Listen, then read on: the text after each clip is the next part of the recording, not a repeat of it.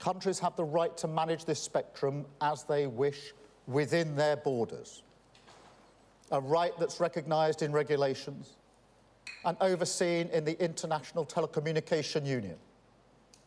The use of the spectrum is key to understand and anticipate those who seek to do us harm. If our right to control it is put into doubt, we would lose the first line of defence against other countries who wish to interfere and disrupt this capability, rendering it practically useless.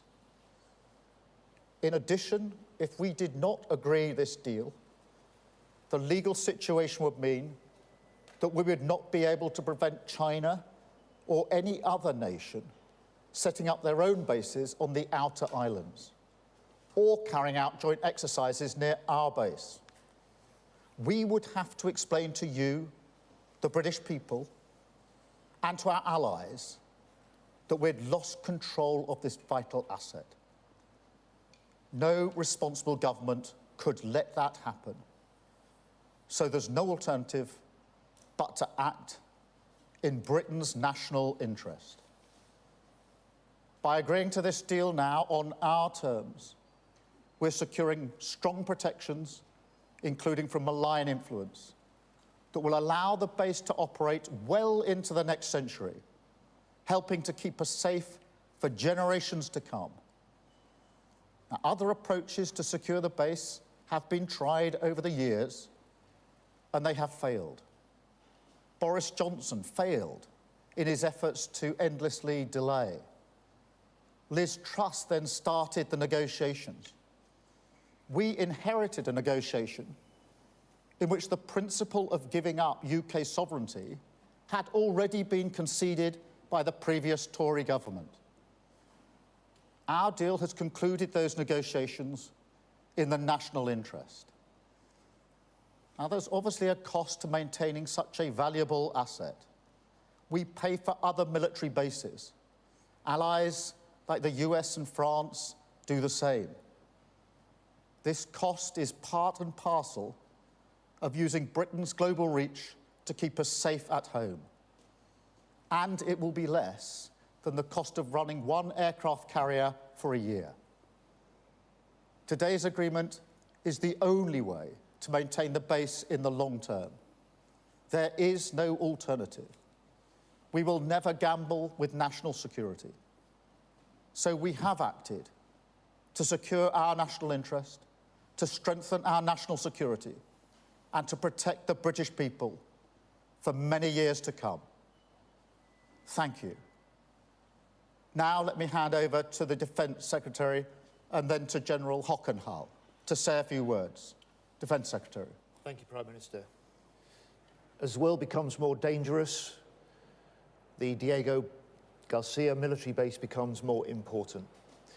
But I want to underline the urgency and uncertainty over the future control of this UK base. Within weeks, we faced new legal rulings which would weaken the UK's full operational sovereignty over this base. And within just a few years, this irreplaceable military and intelligence base would become inoperable. That's why we've taken action today. That's why the Prime Minister has signed this treaty today, securing this base for the next 99 years and beyond. Our allied nations are right behind us and behind this deal: the US, Australia, New Zealand, India, Canada. Others want to see this base closed. They want to see this deal collapse. China, Russia, Iran. The value of this deal is beyond doubt. Full control of Diego Garcia for the next 99 years and beyond. Full control and protection of the electromagnetic spectrum, that priceless intelligence, communications, sensors, radar. A strengthened buffer zone so we can control the seas and the skies immediately around Diego Garcia, and wider islands up to 100 miles an effective veto over any developments or hostile activities. And with the base in jeopardy, no action was no option. And anyone who would argue to abandon this deal would abandon this base. So let me be clear. The British people and our British forces are safer today and into the future because of this deal. Thank you. Thank you. General Hockenhull, can I turn to you? Thank you, Prime Minister and Secretary of State. I think it's useful to add a military perspective here. The way we see this is very simple. Diego Garcia provides a vital capability to the armed forces, to our US allies, and for our shared contribution to global security.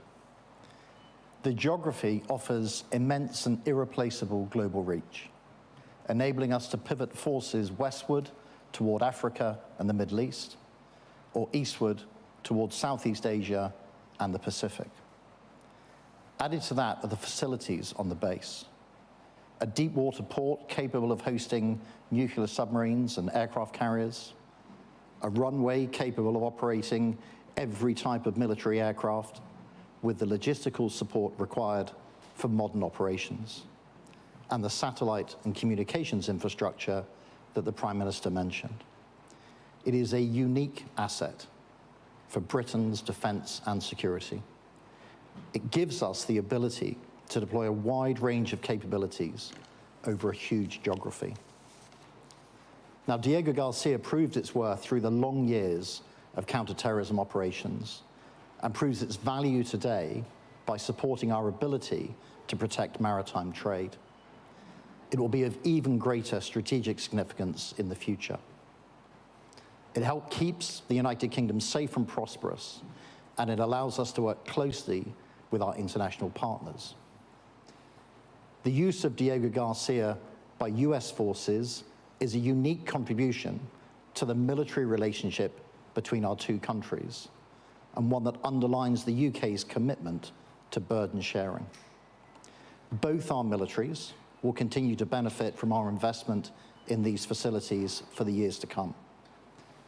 Britain projects military power through such alliances and through assets like this base, which give us a global reach. I welcome the long-term certainty that this treaty brings. It will help the British Armed Forces in our efforts to support stability abroad and security at home. Thank you. Thank you very much. We'll now take some questions from the media. I've got Jonathan Beale from the BBC first, please. Jonathan. Thank you. I'm going to pick that, of course. So, first of all, if I could ask you, two Chagosian women went to the High Court to try to stop this today. They've described this as a very sad day.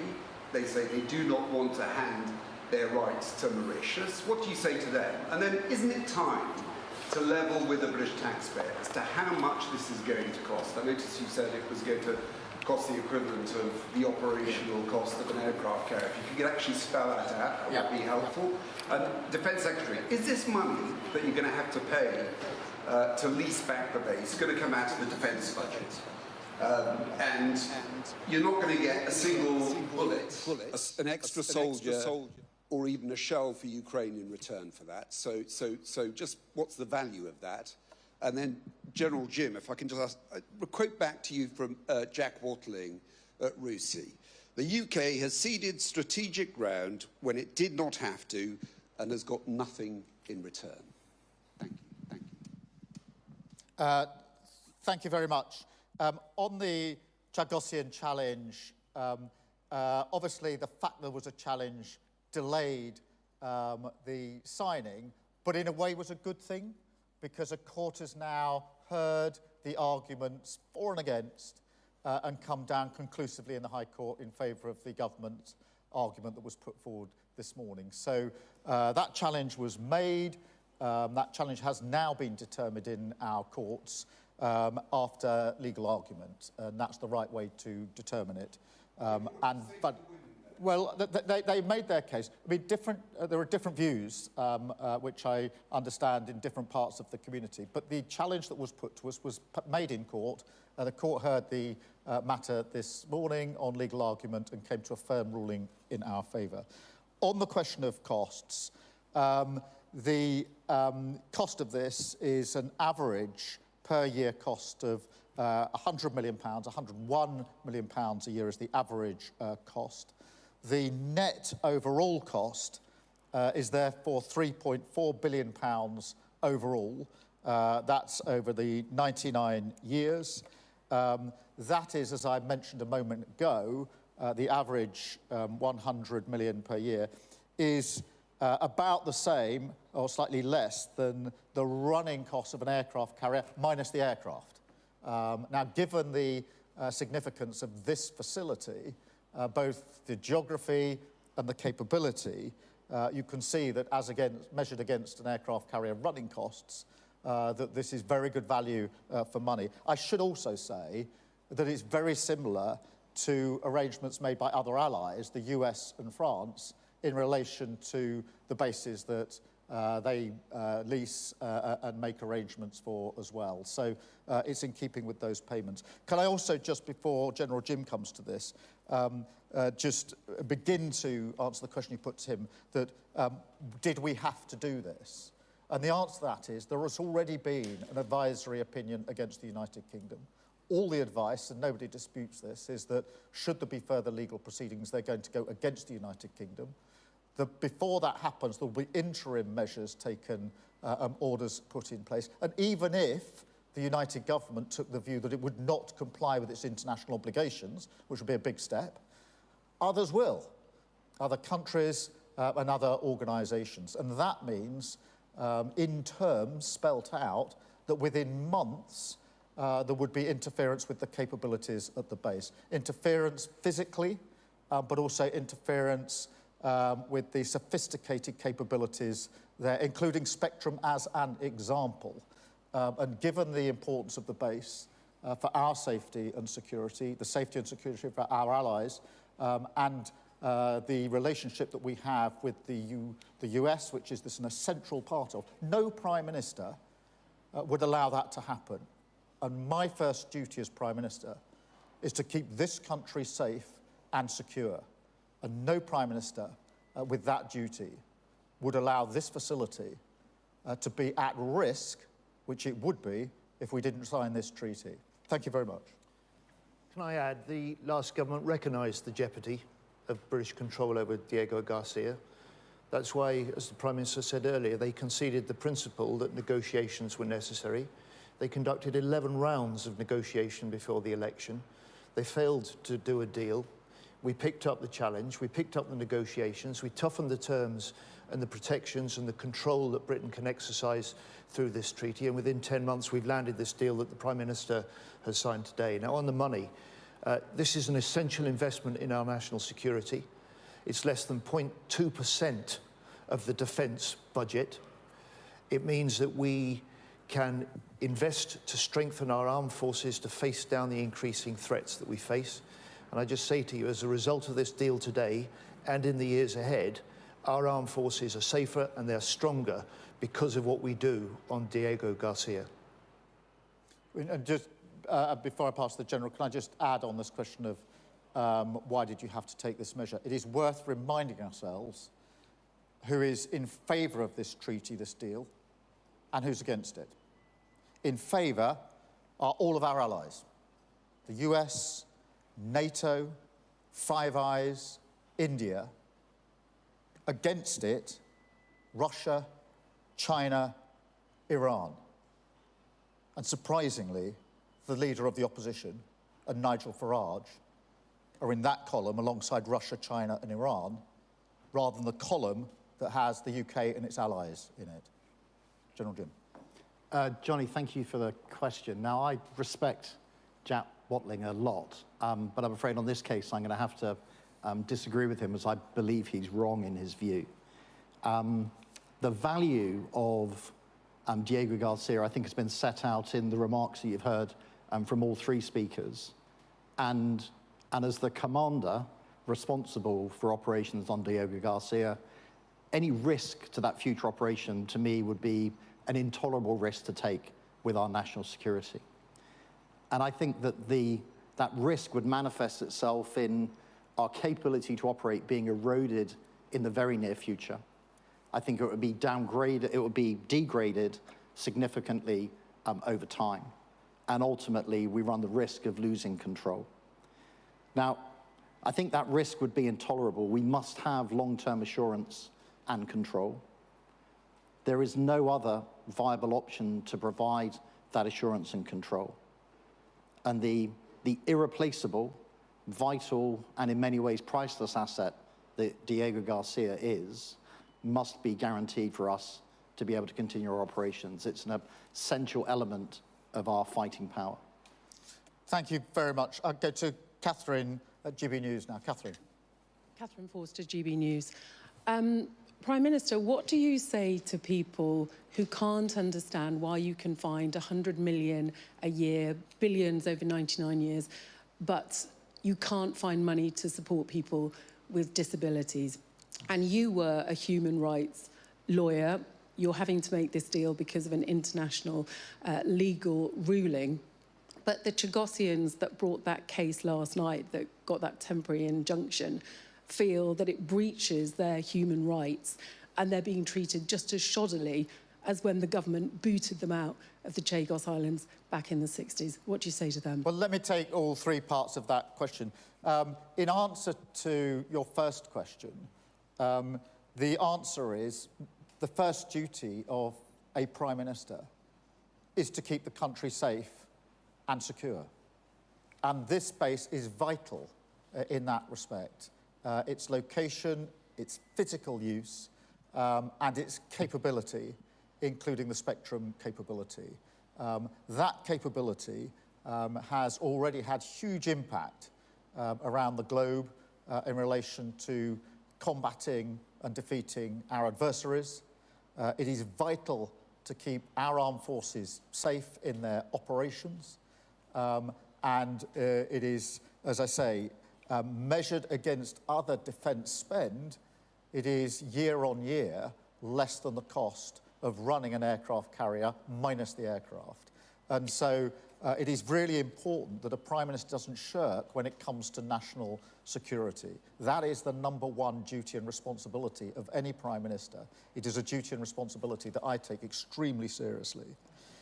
In relation to legal rulings, true, there's already been an advisory opinion against us.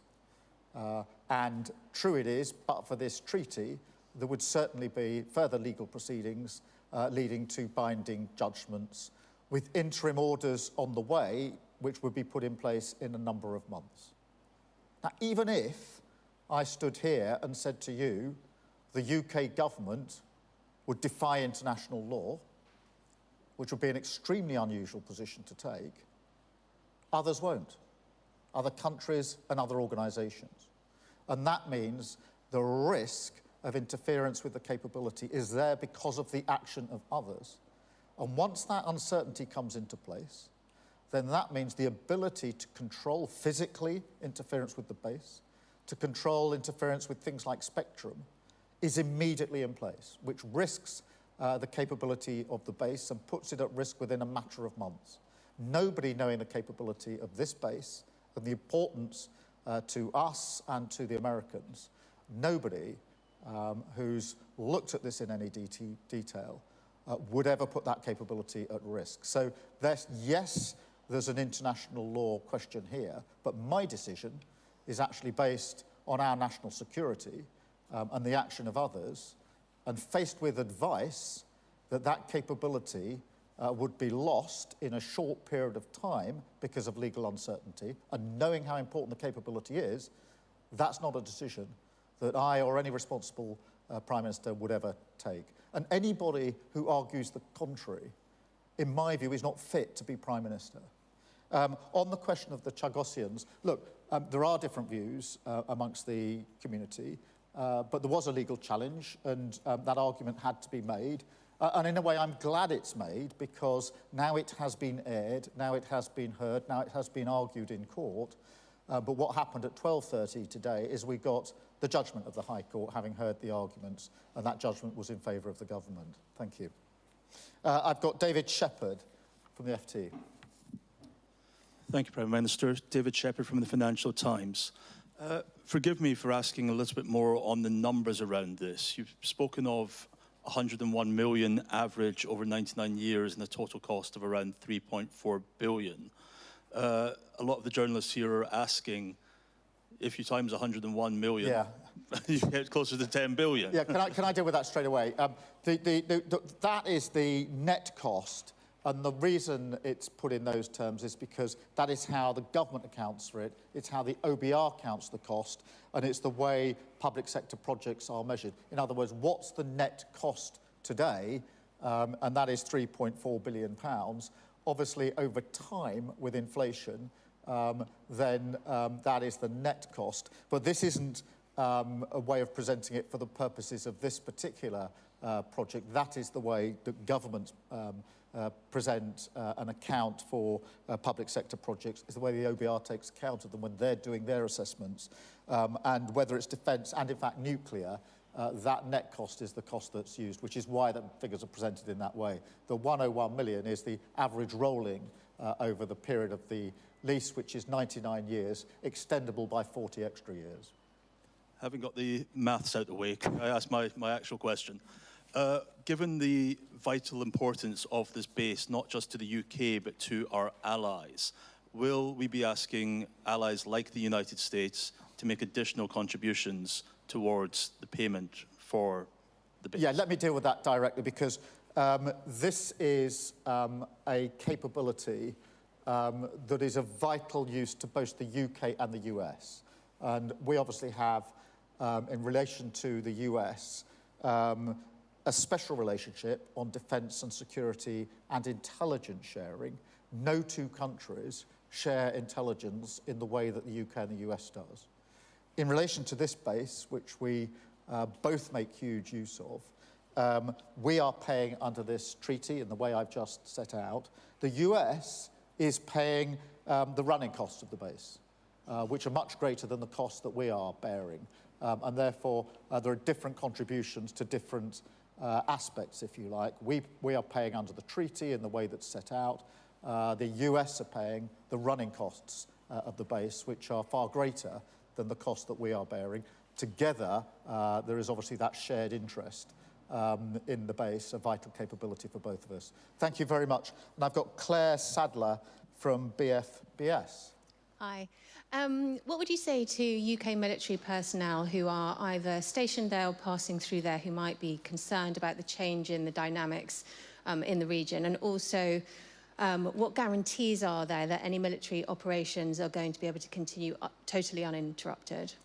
Well, the message would be, whether it's merchant personality or any other personnel, is you are safer now as a result of this treaty, because the uncertainty would have led to a potential compromise of this facility.